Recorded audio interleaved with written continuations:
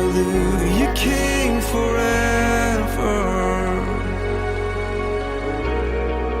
We thank you for the cross.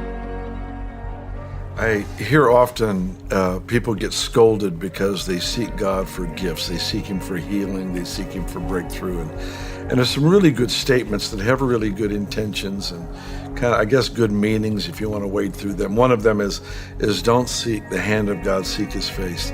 You know, I just tell people, if you find His hand, look up, because His face isn't very far away. He's just connected to the very work that He's doing in us.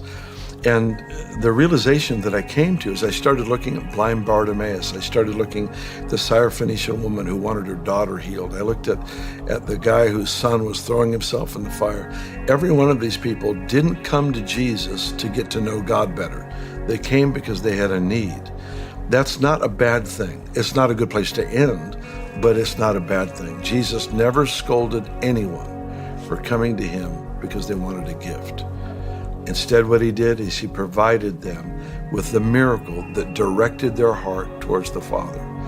I think oftentimes we think ourselves right out of miracles. We think ourselves right out of the compassion in the heart of God. We make it way more complicated than it is. If you find His hand, look up. His face is right there. He's looking at the person He just healed. He just gave a gift of provision for, or the promotion in work, or provided that spouse that you've been longing for. Whatever it might be, it's that moment of divine intervention in your life. Look up, because His hand, He'll never scold you for looking for what's in His hand. Instead, take your moment to look at the Father who gave it to you. He's so perfect and He's so wonderful.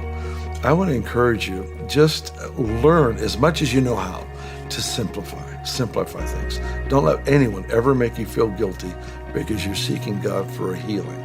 Get the healing, and then look at the one who gave it to you. He's absolutely incomparably marvelous. You'll discover something about Him in that healing that you can't discover without it. I encourage you, look up. He's smiling.